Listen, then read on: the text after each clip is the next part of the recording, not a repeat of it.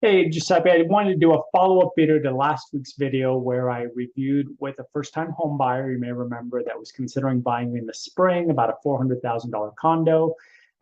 Couldn't get an offer accepted because of how much they had to bid up the price to be the winning offer. Put everything on hold in June, and now is getting back into the market. And I showed them how they can go in and buy same place, similar place for less money, way less money to a closing, about $25,000 less to a closing, and then showed them, let's fast forward 5 years. What is this going to look like? So let me go ahead and share my screen here. Okay, so you may remember he's paying $2,500 in rent. In the spring, okay, paying about $2,800 to qualify to buy this place. But back then, because they had to offer a $20,000 appraisal gap and bid up the price from 400 to 420, they were going to need about $27,000 the day of closing.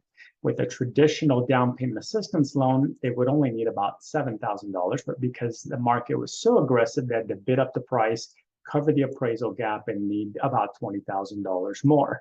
In this market now, they can take that home that's listed at 400, offer 390 perhaps, get the seller to cover about a $5,800 seller credit, and now we're paying 390, so we end up owing less on the home. We owe 378 versus 388. Even though the rate is a little bit higher than it was in the spring, but not as high as it was in June, they end up with roughly the $2,800 payment that they were comfortable with. But the big difference is down here in the cash to close. So in the spring, they would have needed $27,000 to make this work. And now, because they can get a seller credit to cover some closing costs, they can get into the property with this down payment assistance program for about $1,000 out of pocket. Okay, so as we fast forward, then I can show them, using a rent versus own software here. If they're paying $2,500 a month, assume the rent goes up 4% a year. I know it's more than that right now. Well, for the next 5 years, they're going to pay $162,000 in rent. If they bought the home, they're going to pay down the loan about $27,000.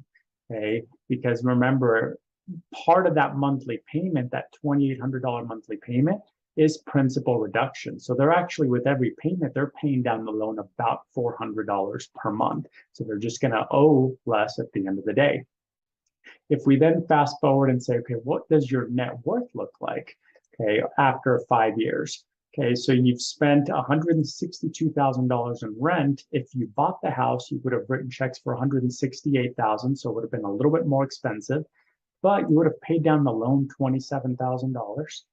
The appreciation is the big one, right? The value, if it goes up 4% a year, which is the historical norm for Colorado, now you paid 390, now it's going to be worth 475 in 5 years. Your loan balance, which has been paid down, is now 350. So you have total equity in the property of about $123,000. So you've changed a $1,000 investment into $123,000 of equity in just the next 5 years. If we can put together a plan for you, please reach out. We'd love to help. Have a great rest of your day. Bye-bye.